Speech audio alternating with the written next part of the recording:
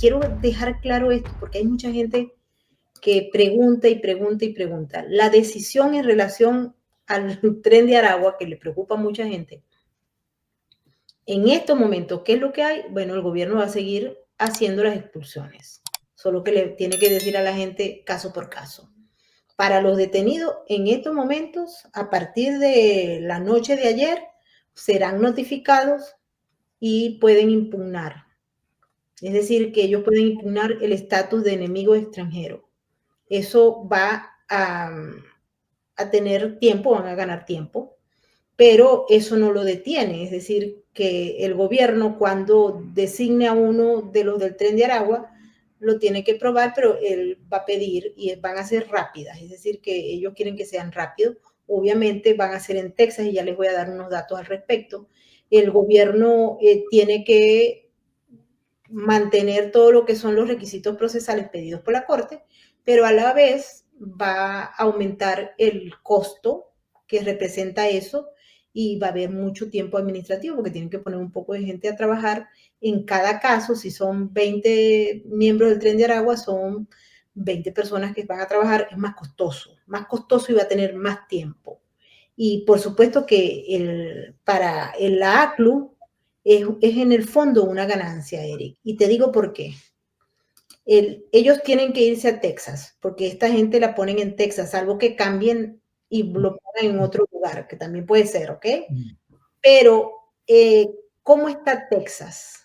La mayoría puede estar en el condado de Harris. Ahí en el condado de Harris hay 60 jueces demócratas. Controlan la mayoría de los escaños.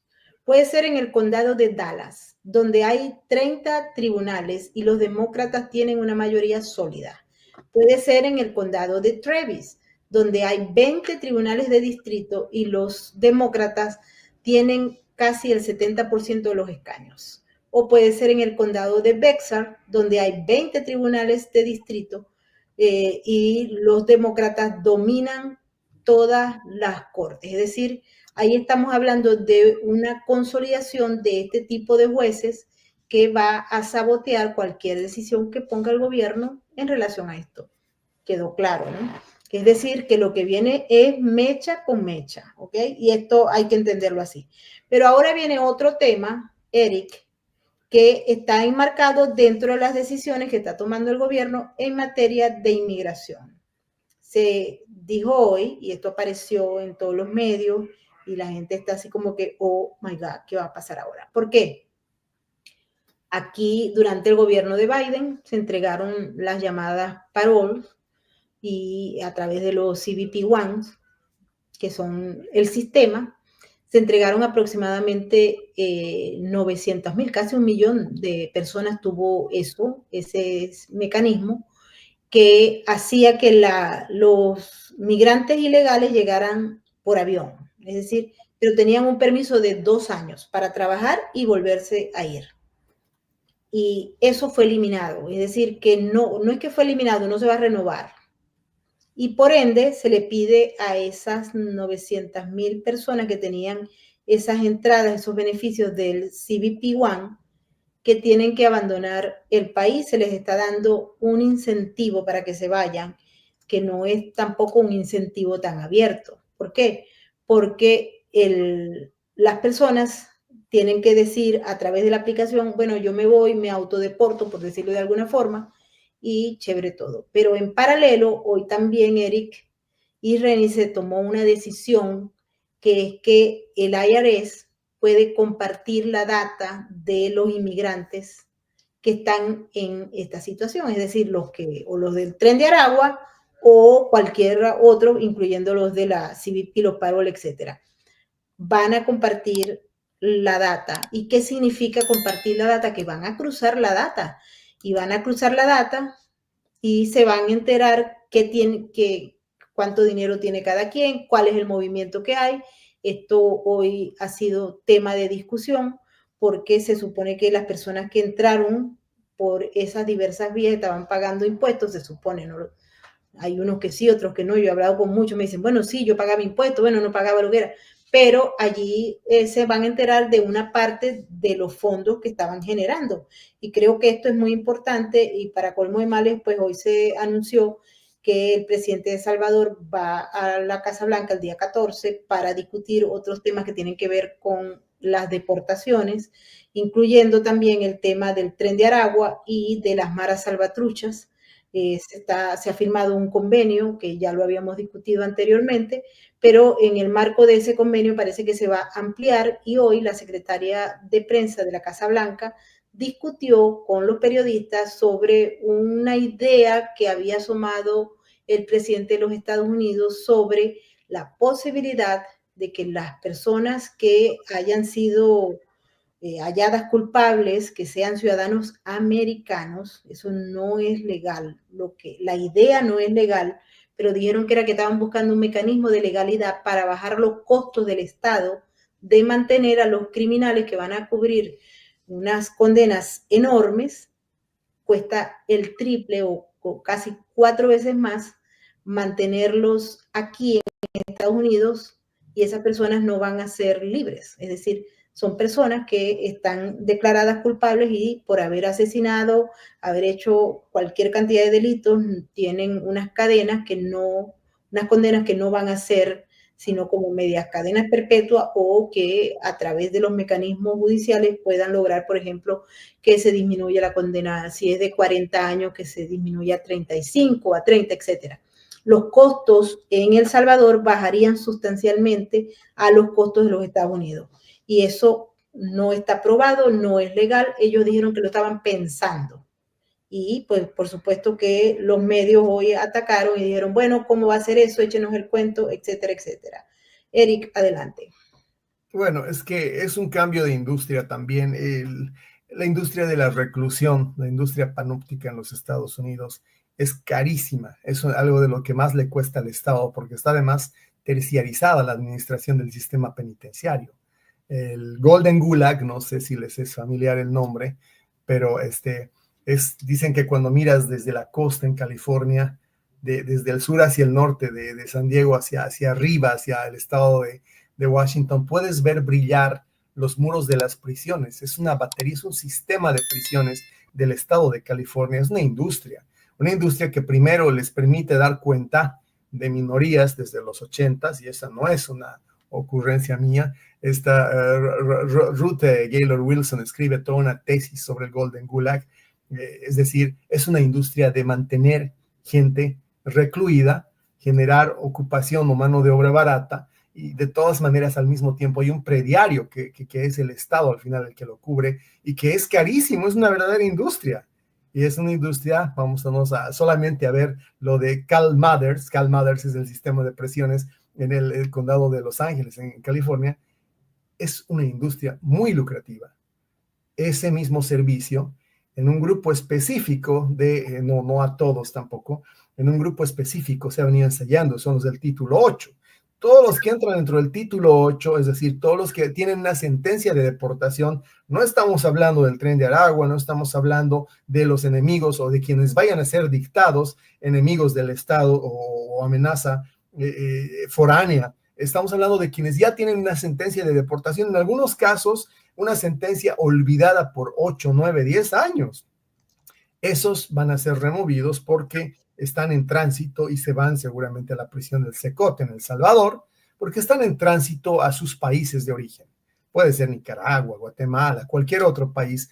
Todos aquellos que tienen una sentencia de deportación, foráneos que fueron hallados delinquiendo en los Estados Unidos y sin importar de dónde, no pueden ser recibidos por su país porque de repente no los quiere el presidente Petro, o dice así no, mándemelos sin esposas en avión, o finalmente Maduro, que los quiere tanto y dice que los defiende, no los quiere recibir, no importa, van a esas prisiones intermedias y se está ensayando un sistema con el cual de todas maneras lo que está viendo es la viabilidad de los Estados Unidos de tener un espacio donde purguen penas otro tipo de delincuentes que tienen adjudicadas sentencias y condenas, que la ley no dice necesariamente que deben estar en una prisión de los Estados Unidos. De hecho, han habido prisiones extraterritoriales en muchas otras circunstancias. De hecho, en este proceso de deportación no ha sido el único lugar donde se ha usado como puente aéreo intermedio para eventualmente deportarlos a sus países de orígenes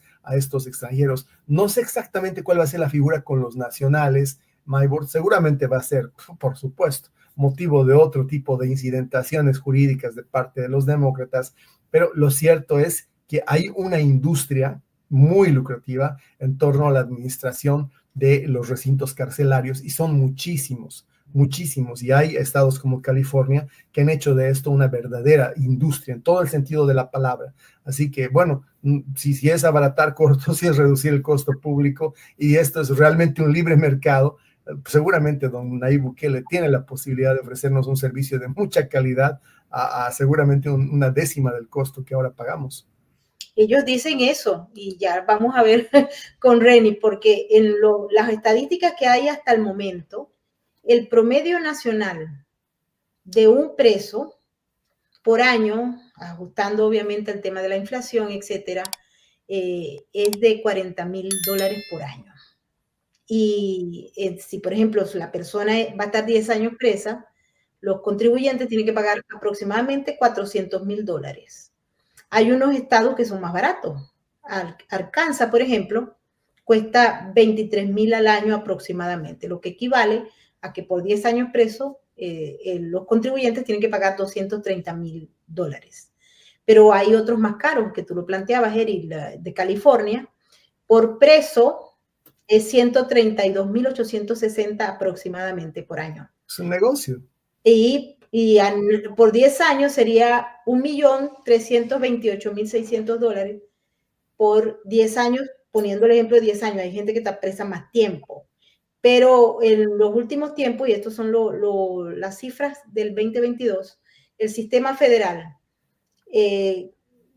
no son lo mismo cárceles estatales que cárceles federales, por eso se aclara. El sistema federal aproximadamente por año es más caro, son 42,672. Lo que se le aplica más o menos serían como 45,000, es decir, que cada preso por 10 años le cuesta a los ciudadanos norteamericanos, que son los que pagan el Estado, $450,000.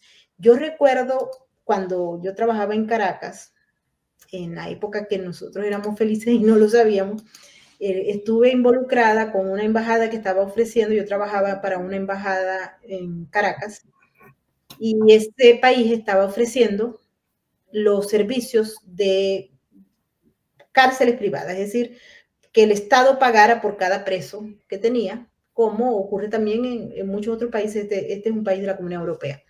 Y fue muy interesante las discusiones a las que tuve que asistir, tanto en ese país de la Comunidad Europea como en Venezuela, porque era interesante saber hasta qué punto el Estado estaba dispuesto a derogar fondos estratégicos para mantener a la población carcelaria.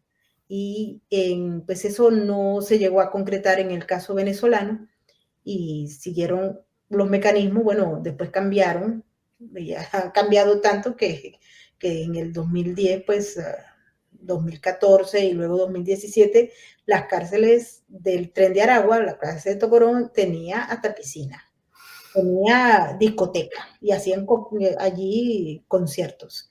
Pero en el principio del régimen sí había una intención que ellos no la pensaron, simplemente era un proyecto que venía rodando y rodando y rodando, y pues le tocó al que estaba allí.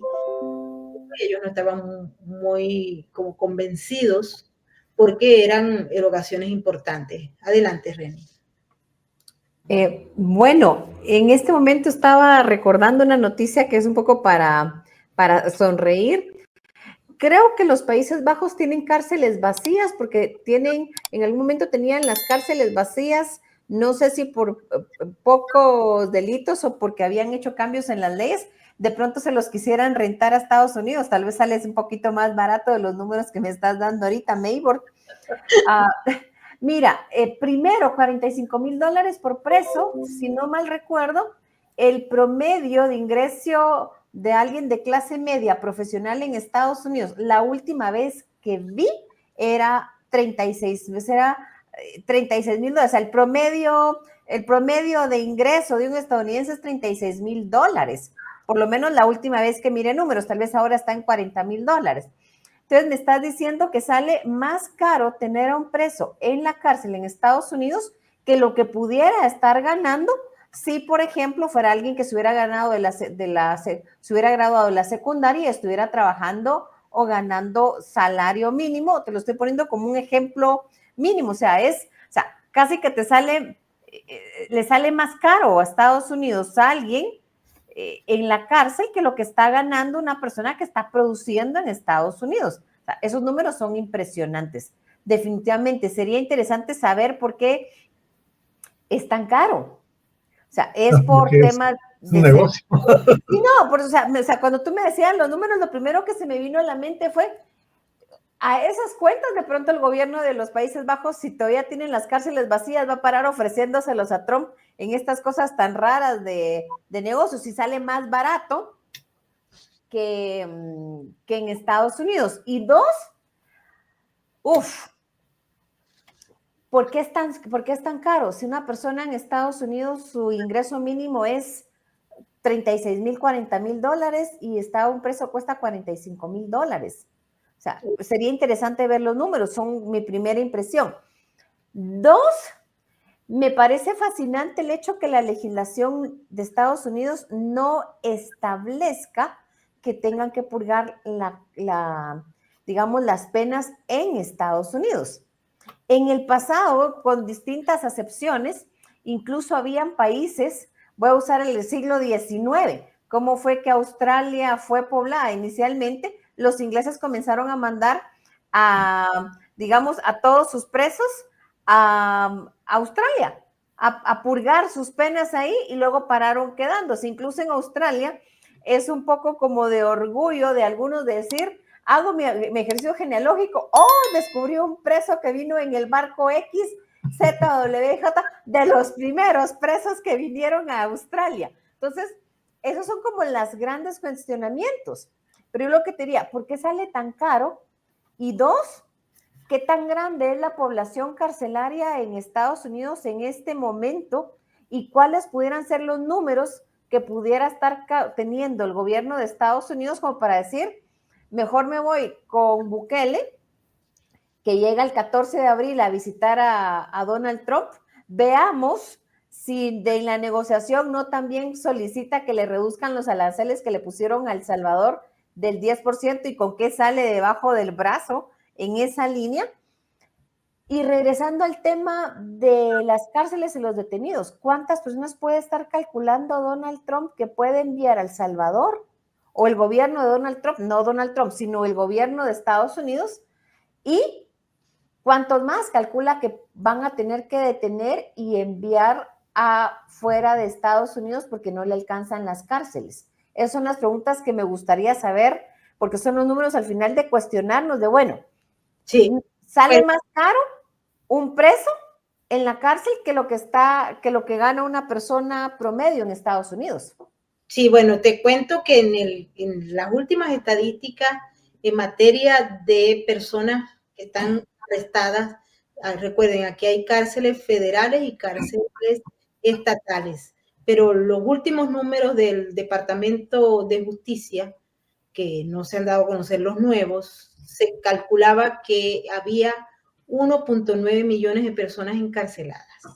Y eso lo multiplican por el monto, no sé ahí, Eric, si tienes una calculadora a mano, pero los lugares donde hay más presos son Texas, California y Florida. Son las más grandes. Y bueno, aquí en Nueva York hay 2 cárceles federales, pero una está cerrada porque ahí fue que se suicidó Jeffrey Epstein y la cerraron. Y hay una que está abarrotada de gente porque pues llegan, pero aproximadamente hay 2 millones de personas que están en las cárceles, tanto federales como estatales, es decir, son bastantes. Y uno de los temas que también, y Eric lo arrojaste, la Constitución de los Estados Unidos en la 8ª enmienda prohíbe castigos crueles e inusuales para los ciudadanos y la 14ª enmienda garantiza el debido proceso, con lo cual los ciudadanos norteamericanos que sean juzgados, que estén sentenciados por un tribunal de los Estados Unidos, por ahora no pueden pagar su condena en una cárcel extranjera. Pero hay salvedades, ¿ok? Y hay unas circunstancias muy específicas, pero se tiene que plantear caso por caso. Y bueno, eso es obvio lo que está haciendo, motivado, entre otras cosas, a si hay acuerdos internacionales, que es lo que se está planteando en estos momentos, o, por ejemplo, que la persona no vaya a salir más. De hecho, una de las discusiones que se dio, y esto es súper interesante, nos estamos yendo para el otro lado, pero esto está muy, muy interesante, cuando el Chapo Guzmán, ustedes saben cuánto costó el juicio del Chapo Guzmán, carísimo, el juicio más caro de todos los juicios que han hecho hasta ahora aquí en Estados Unidos. No, pero nos encantaría saberlo, porque al final el tema del Chapo Guzmán es un tema latinoamericano y precisamente esa cárcel de Nueva York donde estuvo el Chapo, y me imagino que estaba abarrotada, es la cárcel que tradicionalmente son enviados las personas que están extraditadas desde América Latina por acusaciones de narcotráfico si el juicio o la acusación está hecha en Nueva York. Así que, ¿cuánto costó el juicio del Chapo Guzmán? Presos de todo, ahí hay presos por narcotráfico, pero por cualquier otro tema, es decir, el delito es porque estén en la jurisdicción de Nueva York. Aquí hay dos cárceles, la cárcel del distrito este y la cárcel del distrito sur. Y allí están, pero es interesante el tema, ¿no? Pero el juicio del Chapo Guzmán costó aproximadamente más de $75 millones. Más Wow. solamente el juicio, ¿ok? Y entre los gastos procesales y todo se calcula que hubo un uso de fondos públicos de aproximadamente 200 millones. Pero eso no es todo. Es que el Chapo Guzmán no va a salir nunca a la cárcel. Y él es mexicano. Los abogados habían planteado que el gobierno de México lo pidiera para ir a pagar la condena allá en México. Eso, obviamente, está descartado porque él se escapó de la cárcel de máxima seguridad en México. Y por ende, olvídalo, no lo van a soltar de allí. Pero cuesta carísimo tenerlo porque él está en una de las cárceles, la cárcel más segura, creo, en Limax, en Colorado, y tiene seguridad 24 horas, él está aislado, tiene problemas de todo tipo porque él no se puede mover, porque es considerado uno de los criminales más violentos. Y bueno, lo vimos, pues, o sea, el jefe del cartel de Sinaloa, pero ese caso es tal vez uno de los ejemplos, modelos para tratar este tema, porque no le costaría tal vez una fracción mandar al Chapo para la CECOP, o es que se pone de acuerdo con todo lo de los Mara Salvatrucha y tumban a la presidente de México y a todo lo que estén por ahí. O sea, esto también puede ser, ¿no? ¿Cuánto? Erika, adelante. Bueno, la extraterritorialidad es una discusión abierta, ¿no? No necesariamente, y se aplica además esto recurrentemente, el traslado, la circulación de los presos, ¿no? En el sistema carcelario, dependiendo de la peligrosidad, del riesgo, no es juez natural el único criterio que, digamos, impera en la reclusión. Pero para ir un poco a las preguntas que hacía, y es muy interesante siempre ver California, ¿no? El sistema carcelario más grande debe ser el de California, y los números los estaba dando Myboard, ¿no? Las estadísticas en Inside Crime hasta 2022, que es donde han contado formalmente, estadísticamente, es 1.2, 1.3 millones de personas en el sistema de las prisiones federales y también estatales en conjunto en los Estados Unidos. Y lo asombroso es el volumen de lo que cuesta mantenerlos, porque hay diferencias, así como lo planteaba Myboard. Si el preso está en un estado pequeño, puede ser $28,000 por preso al año, la manutención, o lo que gasta en servicios de lo que sea que se le provee al gobierno federal. Ahora, en California, el promedio, y esto es Inside Crime, datos de Inside Crime, es $100,000 por preso por año. Eso es lo que cuesta en California. El sistema de California es modelo. Por eso se llama Cal Mothers, ¿no? No sé qué les dan. Debe haber cursos de DEI también. Me imagino que hay una serie de facilidades. Pero, de hecho, ¿no? Hoy día doña Pam Bondi creo que canceló el financiamiento a una cárcel de Estado precisamente por aceptar a un varón de 6.5 de estatura en una cárcel de mujeres porque se autoidentificaba como mujer y mató a no sé cuántos y hizo un total desmadre. Bueno, depende además también de la especificidad. Las cárceles más seguras, por decirlo así, son las prisiones como la Supermax en Colorado. Esta cuesta, irónicamente, y es una prisión de altísima seguridad, $60,000 por preso por año. Y es una prisión considerada de las top en seguridad. Es decir, California tiene una larga historia de abuso de la industria de las prisiones. No es que gratuitamente en California es donde hay más delincuentes. No, ellos crearon el sistema de prisiones para reemplazar el derrumbe de la industria de la guerra después del fin de Vietnam. Las grandes manufacturadoras de armas en los 70s, eso lo explica maravillosamente Ruth Gilmore Wilson en el Gulag de Oro. Las grandes fábricas de armas colapsaron después de que se terminó la guerra. Y de repente empezaron a dejar desempleados a gigantescos nichos de población, sobre todo afroamericana, que ellos mismos una década antes habían incitado a que migrasen de los estados centrales de los Estados Unidos hacia California. ¿De dónde creen ustedes que se crea Compton, Inglewood, todos los distritos negros en Los Ángeles son focos criminales en los 80s, pero porque de repente quedaron en desocupación lo que solían ser gigantescos campamentos de operarios, de obreros, de fábricas de armas? ¿Cómo resuelve el problema el estado de California? La República de California, la Democrática República de California, se inventa la ley de los 3 strikes, Reni, que es la ley por la cual 3 faltas menores consideradas falta mayor y adentro a la cárcel, a alimentar el gulag, ese gulag de oro, esa cadena de prisiones que lo que hace es comerse a los jóvenes y siempre minorías, ¿no? Por supuesto, y tenerlos ahí encerrados mientras hace funcionar a un costo, yo no sé qué les dan, pero a $100,000 por año por preso. Otra vez, datos oficiales, búsquenlo en Grok. $100,000 por año por preso en California. Yo pienso que debe tener cada uno piscina, jacuzzi, deben tener clases de rehabilitación, deben estar aprendiendo no solamente derecho, es decir, leyes, deben estar aprendiendo ruso, chino, me imagino, porque es más de lo que ninguno de nosotros puede ganar en el sistema estatal público de servicios. Es decir, yo creo que hay algo que está terriblemente roto en el sistema carcelario. En ese sentido, no me parece para nada discutir lo de la territorialidad y las penas, o bienvenido don Bukele, en otras palabras. Bueno, pero aquí hay también, porque lo de Bukele no es barato, ¿ok? No es barato. A Bukele hay que pagarle 20,000 por preso. Pero eso es nada. Pero a ver dónde caían esos presos, depende. Pero él está dando una tarifa con descuento, ¿ok?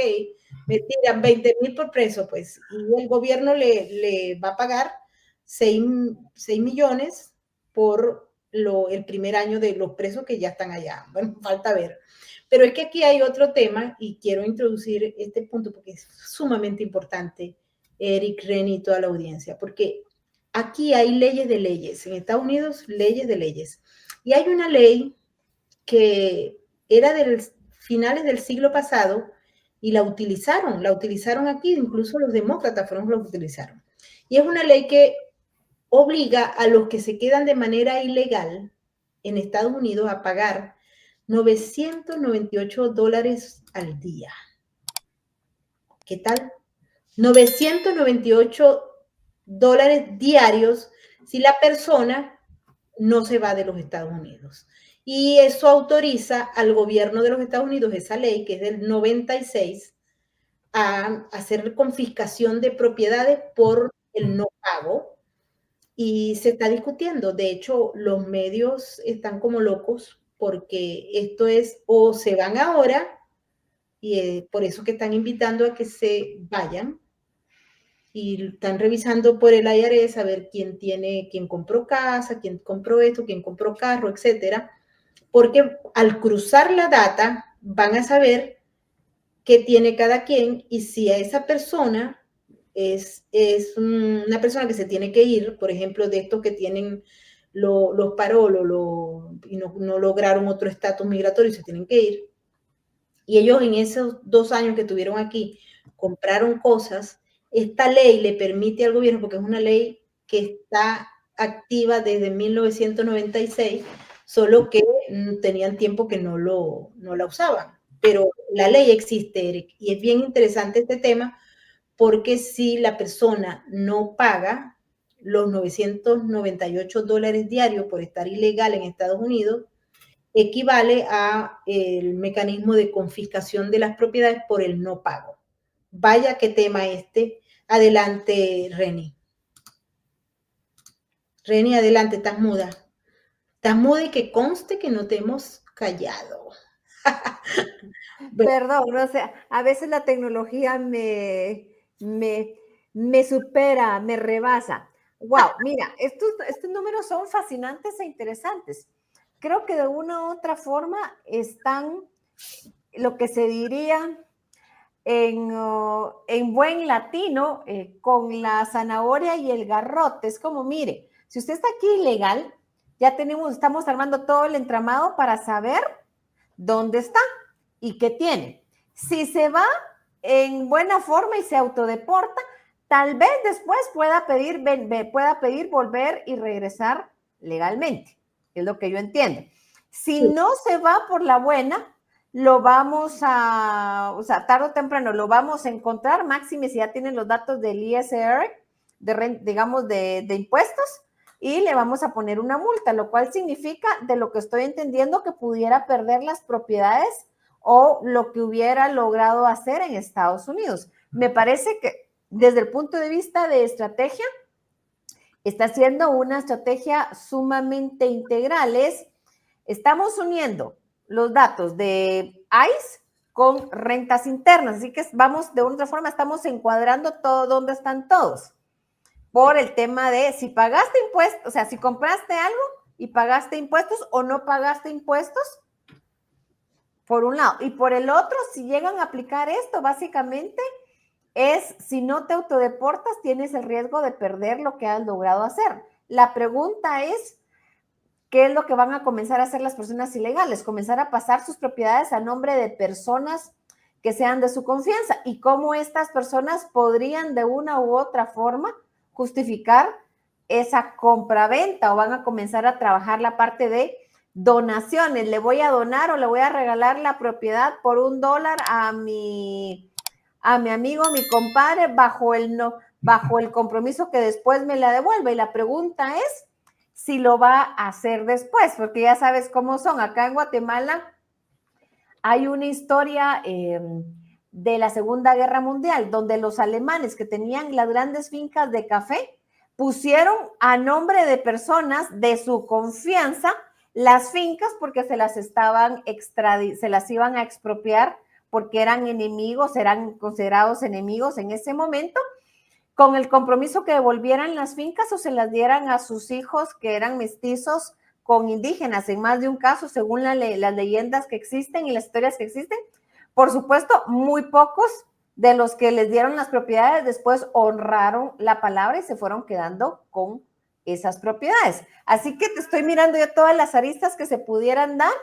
Por un lado están poniendo el garrote y la zanahoria, pero como ya conocemos cómo son los latinos, alguno va a estar pensando, lo voy a poner a nombre de mi compadre, lo voy a poner a nombre de mi amigo, lo voy a poner a nombre de mi esposa, que sí es ciudadana, o lo voy a donar a XZWJ. Pero la pregunta es si van a honrar digamos, la palabra de que te lo devuelvo todo en caso de cualquier problema, para que no te lo quiten si te agarra la migra y te ponga la multa, o no va a suceder de esa forma. Y luego entra la pregunta de ¿qué pasaría si hay alguna legislación de que alguien no pudiera justificar que de pronto terminó con 5 propiedades a su nombre o que las comenzó a comprar por $1?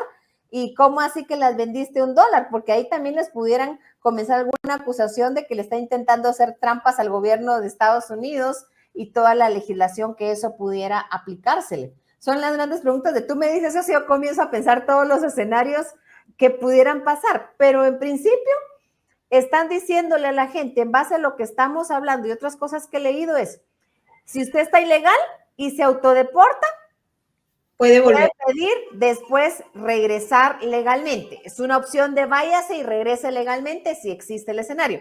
Si no lo hace y sigue acá y lo atrapamos, le vamos a poner la multa que le vamos a cobrar más o menos $1,000 diarios por cada día que estuvo usted acá y básicamente va a perder todo lo que haya hecho acá en Estados Unidos. Ese creo que es el mensaje que están mandando en este momento las autoridades estadounidenses.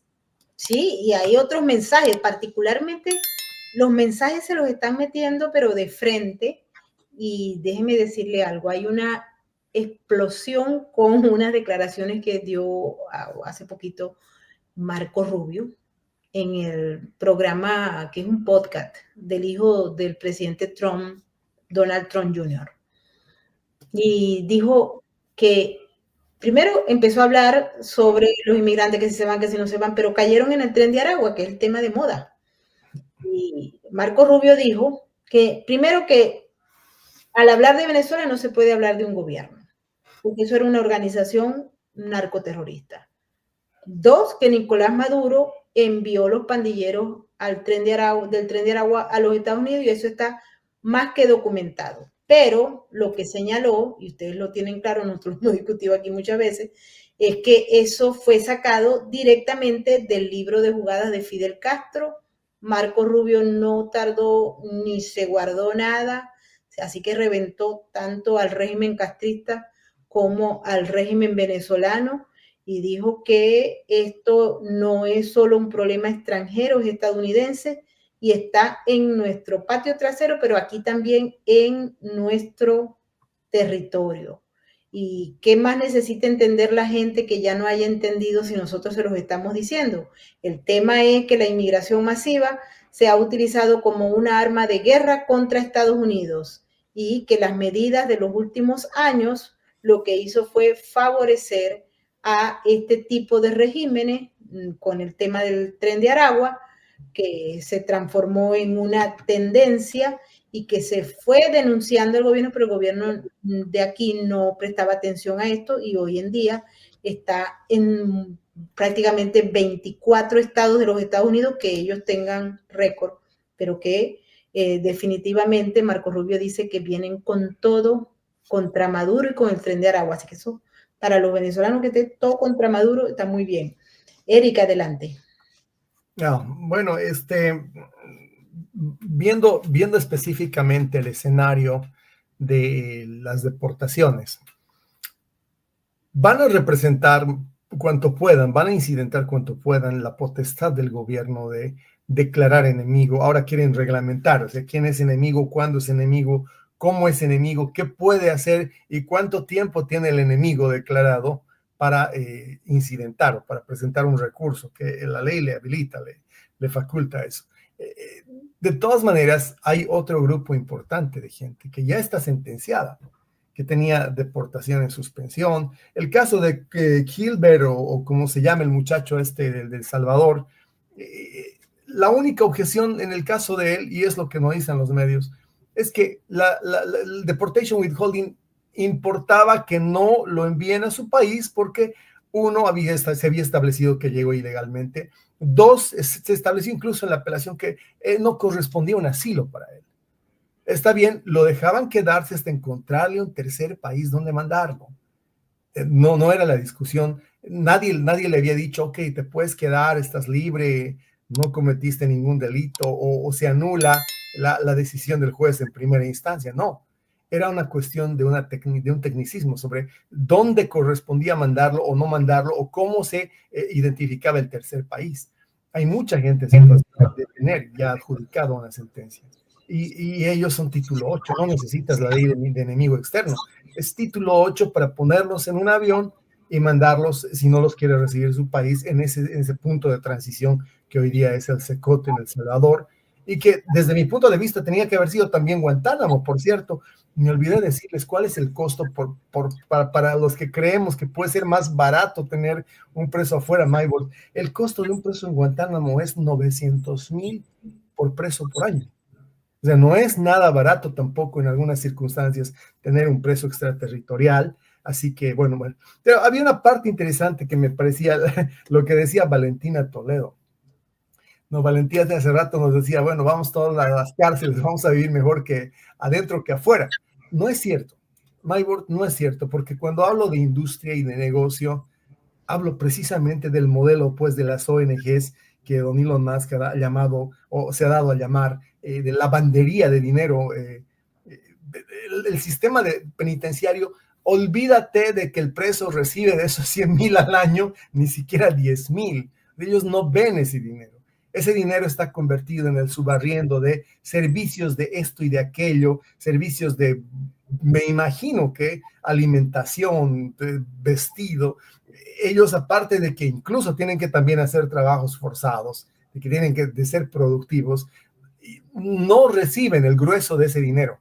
Esos 100,000 no son para que el preso tenga TV a color, eso era una hipérbole nuestra. Es para que funcionen un grupo de compañías que hay alrededor de este modelo que se ha creado, sobre todo en California. No me lo crean a mí. Ruth Gilmore Wilson, el archipiélago Gulag de las prisiones en California, lo cuenta, pero de una manera exquisita y muy literaria. Tiene mucha data, sí, pero te muestra sobre todo la imagen vívida, la imagen auditiva de cómo puede ser que un sistema genere una bonanza económica y haya creado toda una nueva clase social en California alrededor de los trabajadores de los centros penitenciarios, y que de ese dinero, de sus 100,000 por preso por año, le llegue pues peanuts al preso, o se invierta realmente en su rehabilitación, en su reincorporación a la sociedad, lo mínimo. Imagínate tú qué servicios psicológicos, jurídicos, de seguridad, no sé qué, pero vale 100,000 por preso por año. O sea, si alguien se está haciendo rico, Valentina, pero definitivamente no es el preso, así que no vale la pena pensar en estar dentro en lugar de afuera. Sí, bueno, y otro tema que vamos a tratar en el programa, ya Eric y yo lo habíamos conversado, porque realmente eso era lo que faltaba. Aquí está el vaso lleno y le tiran un poco de agua más, ¿ok? Ustedes recuerdan que hubo un segundo intento para asesinar al entonces candidato o presidente electo Donald Trump. ¿Recuerdan eso? Que fue en el resort de la Florida de Mar-a-Lago. El Departamento de Justicia el día de hoy informó que Ryan Rose, que era un colaborador, de hecho hay fotografías de él en Ucrania, había solicitado a sus contactos en Ucrania una serie de armas, que había granadas, había misiles, para asesinar al presidente Donald Trump. Y esto ya es como el colmo, porque nunca el gobierno de Ucrania había dado información sobre esto, y aparentemente, según la documentación del Departamento de Justicia, es justamente un tema que debió haberse tenido en cuenta, ya que en Ucrania el primero de los colaboradores es los Estados Unidos. Y el hijo de Donald Trump dijo, vaya, qué noticia, ¿no? Que Ucrania nunca dijo gracias a los Estados Unidos por la ayuda que se le dio. Pero de hecho, ahora con la información que está aquí con este hombre, se entera que estaba comprando desde allá los instrumentos para asesinar a su padre.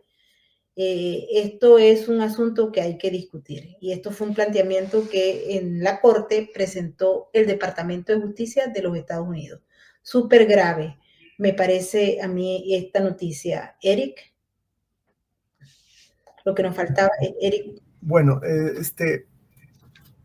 hay un ensalzamiento, hay una idealización del asesinato político.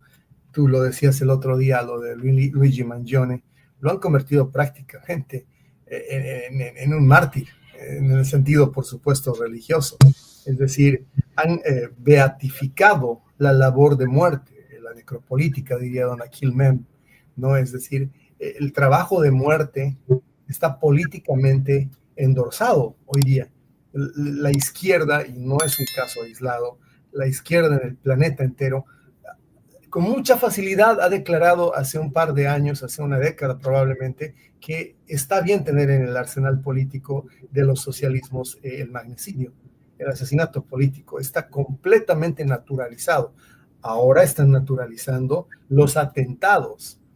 Vamos a llegar a un momento muy parecido al que llegamos seguramente cerca del 68 en Europa, 68 del siglo pasado, cuando en función a la gran discusión sobre la revolución maoísta, bueno, pues figuras como Carlos Illich Ramírez, ¿no? El Chacal, empezaron a surgir, el mismo Che Guevara, es decir, instrumentos de la izquierda sumamente violentos, beatificados por la narrativa de los medios de comunicación, convertidos en una suerte de estrellas, sujetos de culto, casi mesiánico lo que están haciendo los medios de comunicación a través de su filtrado de las circunstancias de cada uno de ellos. Lo que pasa con este señor es muy claro. Estamos frente a el último apéndice de un andamiaje, porque el magnicidio no es algo que un loco de repente decide hacer. Hay un contenido ideológico, hay patrocinadores, hay facilitadores, hay todo un andamiaje alrededor de ese personaje institucional que incluye medios de comunicación que en lugar de sancionar bajo otras circunstancias, lo hacen ellos cuando logran tener un manifiesto de alguien que los medios liberales declaran que es de ultraderecha o que es blanco. Bueno, de repente se explota hasta el final esa particularidad. ¿Para qué? Para criminalizar a un sector de la sociedad. Hoy día estaba escuchando a Megyn Kelly que decía que en el caso del tirador de Nashville, todos lo recuerdan, hay un manifiesto y un manifiesto trans. Lo hubo siempre, pero ¿saben qué?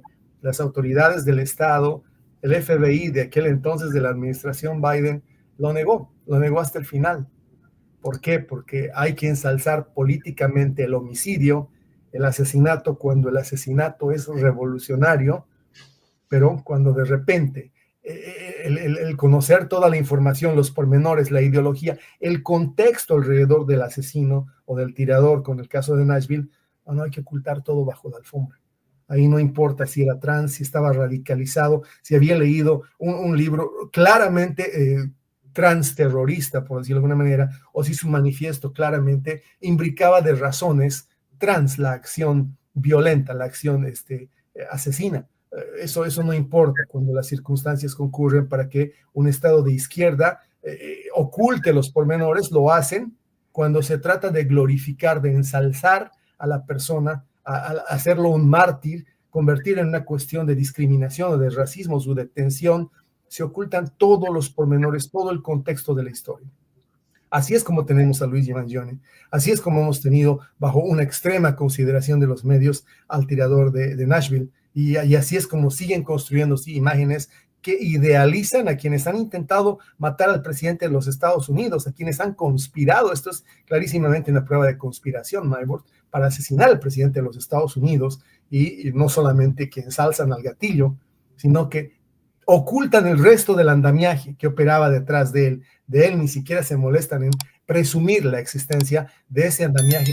Por el amor de Dios, los gatillos o los dedos que tiran del gatillo no andan solos, son parte de un organismo político, son parte de una estructura política, de la cual, bueno, los medios de comunicación ni hablar. Si están buenos para ocultar los pormenores de la ideología, de la declaración del manifiesto de intención del magnicida o del criminal, imagínense, ni hablar de quiénes lo auspiciaron, de con quién se reunió, de dónde trajo las armas o quién finalmente le proveyó la logística para llegar a punto de tiro del primer hombre de un país como los Estados Unidos. Es dramático, Maybord. Muy dramático, muy dramático. Y Reni, queríamos hacerte una pregunta. No sé si ya tú te hiciste el exorcismo que es requerido porque está cerca de Honduras y allá hay una reunión de espíritus perversos de la reunión de la celeste. ¿Quiénes están allá de los espíritus perversos de América Latina? Bueno, Xiomara Castro, Gustavo Petro, Lula da Silva, Luis Arce, el monstruo de Cuba, Miguel Díaz-Canel, está Bernardo Arévalo, Yamandu Orsi y William Voltaire, entre otros. Bueno, Claudia Sheinbaum también está, ¿no? ¿Y quiénes faltaron? Milei, Gabriel Boric, Bukele, Santiago Peña y el jefe del cartel de los soles y del tren de Aragua. Pero no sé si te hiciste el exorcismo, empieza a echarte todas las cruces, porque esos espíritus juntos allí no puede salir nada bueno. Hoy sí me has hecho reír. Mira, no tengo aquí mi botellita de agua bendita, si no se las hubiera enseñado a nuestros seguidores. Mira, te lo voy a responder rápido porque aquí realmente creo que no necesito exorcismo porque tengo 5 gatos que suelen comer a las 6:30 y aquí ya son casi las 7 de la noche y están aquí amotinándose, o sea que si escuchan maullidos ya saben qué pasa. En Alabama no hay comida. Exacto. Mira, la reunión que hay es de CELAC. Básicamente, creo que el gran tema va a ser los aranceles. Creo que el plan inicial que podían haber tenido de hacer un grupo más fuerte latinoamericano en temas de presentarle batalla o presentarle oposición al gobierno de Donald Trump, creo que se les está de una u otra forma cayendo, aunque la realidad en esto la ganadora ha sido Claudia Sheinbaum, porque Claudia Sheinbaum ha logrado vía entender que el tema de los aranceles para Trump es parte de una estrategia global que implica más que todo la parte de seguridad nacional, que eso es su objetivo.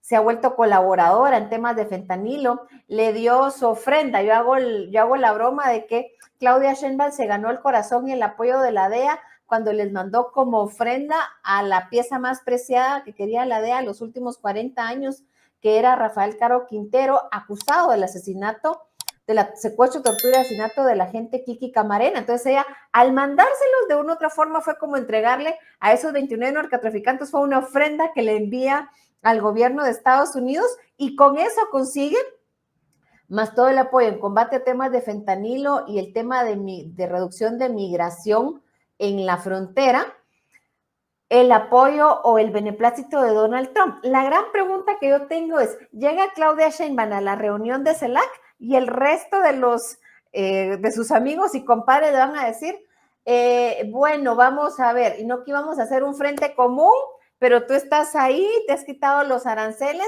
y el resto de nosotros tiene 10%, que es lo que tengo ahorita en la mente de algunos de los países que mencionaste, afectando todas nuestras exportaciones. Me encantaría hacer una mosca en la pared para ver esa reunión entre todos y los otros, bueno, como diciéndole, bueno, ¿cómo fue que dijiste que nos íbamos a trabajar? Tú que sos México y hubiéramos esperado que fueras el líder de este frente latinoamericano contra el gobierno de Estados Unidos y tú de pronto, ¿qué estás haciendo si eres la nueva mejor amiga de Donald Trump? Me gustaría ver esos intercambios, no solamente entre ellos, sino dentro de sus propios séquitos, porque obviamente no creo que vayan a estar sonriéndole si hubieran creído que México iba a ser como su abanderado y su adalid de no te vamos a apoyar Donald Trump en los temas de seguridad nacional. Entonces yo te lo digo, no me he exorcizado, pero tengo mi botellita de agua ahí y tengo a los gatos de una u otra forma haciendo motín, así que creo que los espíritus malignos no se querrán acercar aquí porque van a encontrar a 5 gatos malhumorados pidiendo comida. Y 2,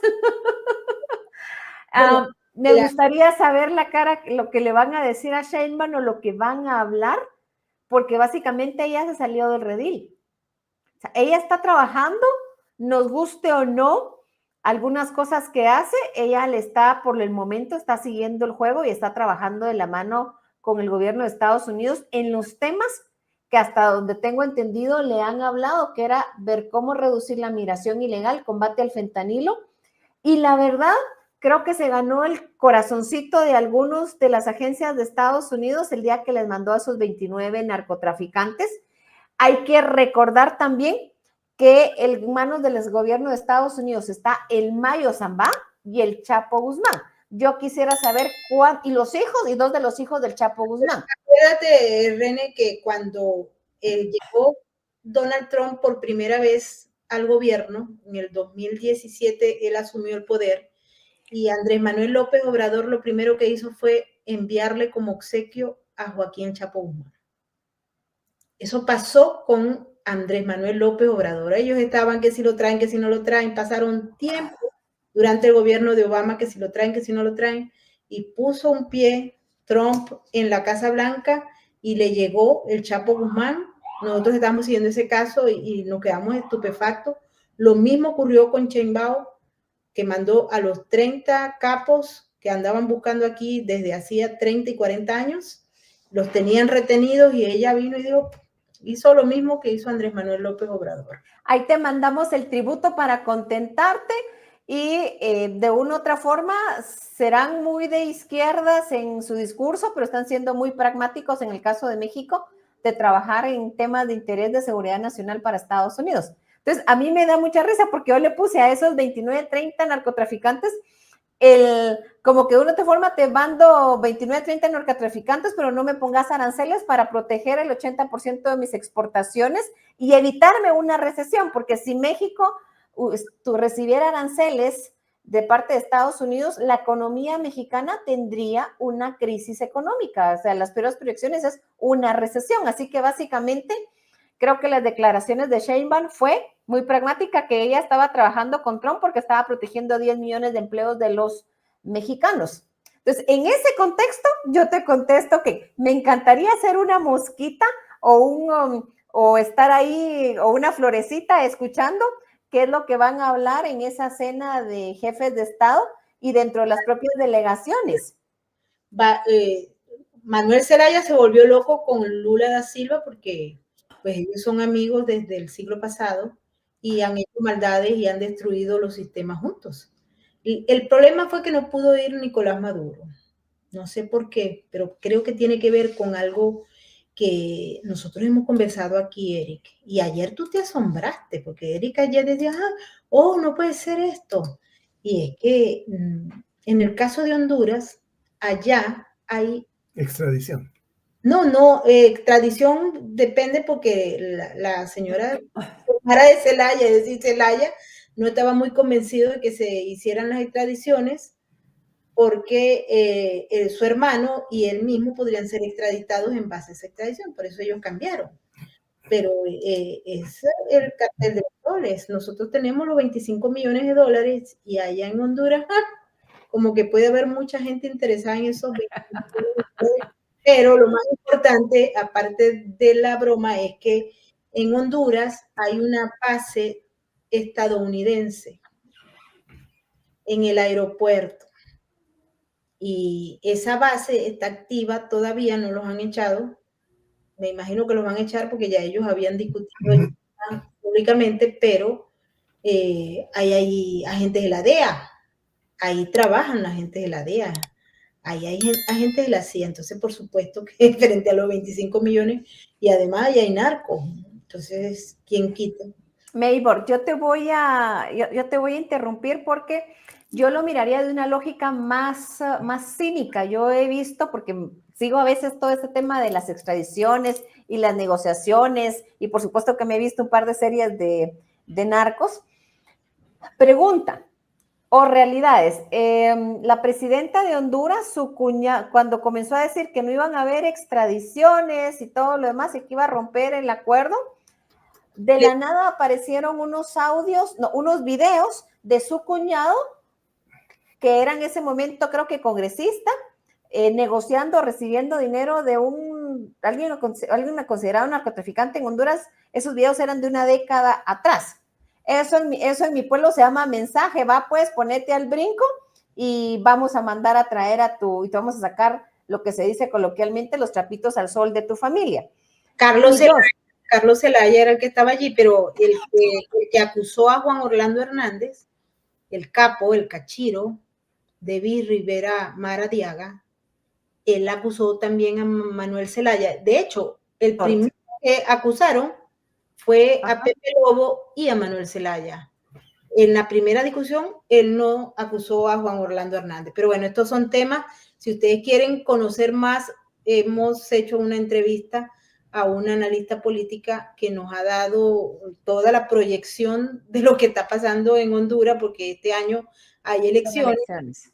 Y la candidata de Manuel Zelaya, Rixi Moncada, es la que muchos dicen que independientemente que la gente vote por ella o no, porque ya la gente está molesta, es la que ellos dicen que está ganando y que va a ganar. Así que esta elección va a ser importante porque es o la consolidación del socialismo del siglo XXI o una posición contraria. Vamos a ver qué pasa, pero la oposición está desunida como en muchos otros países, y al estar desunida la oposición, si hay 20 candidatos y hay uno solo del régimen, por supuesto que va a quedar el del régimen. Bueno, hemos llegado al final de esta emisión, hemos alargado mucho este tema, y a tanto Reni, quiero darte las gracias y te liberamos para que vayas a darle comida a los caninos, a los gatos. Te van a reclamar. Aquí, y recuerda que nosotros somos amigos de la red de apoyo canino que también atiende gatitos. Así que un abrazo, Reni, mil gracias. Un abrazo. Y Eric, nos despedimos de toda nuestra audiencia. Muchísimas gracias por estar con nosotros el día de hoy. Muchas gracias por habernos acompañado. Los invito a que se suscriban a nuestro canal. Mañana vamos a darles detalles sobre los últimos deseos de los narcos venezolanos, así que no se pierdan. Vamos también a traerles detalles sobre 2 juicios que están impecables. Eric. Mañana van a haber noticias a full, van a haber otras 3 sentencias constitucionales probablemente. Mañana, es que aquí estaba pasando de todo, así que mañana, y el pleito que tuvo, que no lo tocamos, de Elon Musk con Peter Navarro. Navarro, sí, me sorprendió el cruce verbal entre ellos. Bueno, al parecer Peter objetó que fuese que se le pudiese llamar un constructor de autos. Dijo que a lo máximo era un ensamblador, Musk, porque las partes de sus vehículos venían prefabricadas de China, y le respondió entonces muy airado Elon Musk que revisara su fuente, porque el 80% de los componentes de los Tesla se producen en los Estados Unidos.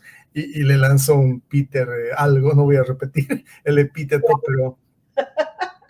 Bueno, pero no, estuvo, ese pleito lo discutimos mañana, porque también el alcalde de la ciudad de Nueva York acaba de pasar algo. Es que en Nueva York también están pasando unas cosas insólitas, es que todas partes, pero el alcalde Eric Adams, miren cómo está con esa camisita, y acaba de decir nada menos que él va a hacer resistencia, ¿ok?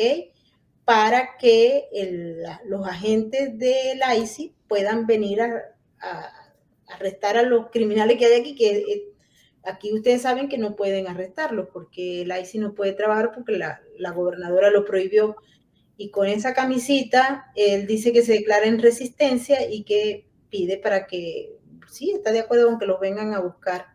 Esta es una ciudad santuario, hay que decirles, y por ende, la ciudad santuario, los ICE no pueden venir a ejecutar ese tipo de detenciones. Y hay que ver qué le responden de Illinois al presidente Trump, que le dedicó un truth al gobernador Pritzker y le dijo: estás más gordo que Chris Christie. A ver, vamos a ver mañana qué responde. Sí, bueno, y recordó también el tema de que New York tiene un gasto extraordinario para pagarle a las personas que viven y que vienen de manera ilegal a pedir asilo político, pero también de todos lados, porque es una ciudad santuario y cuesta millones, 200 mil millones de dólares, es demasiado. Boston no se queda atrás, my word, ¿no? Sí, pero Nueva York tiene más. Hay gente que prefiere venirse para acá porque aquí hay más ayudas, ¿no? Esa es la historia triste de todo esto, ¿no? Así que nos vemos mañana y les traeremos lo último de lo que está ocurriendo en los Estados Unidos, en Venezuela y por ahí, por allá, por toda América Latina. Feliz noche a todos, mil gracias. No olviden los likes y también suscribirse a nuestro canal y seguirnos a Eric Fajardo y a Maybor Petit por las redes sociales. Chao, chao, nos vemos mañana. Feliz noche. Su mirada no conoce de estadísticas. Aún así, millones de ellos padecen una cruda realidad.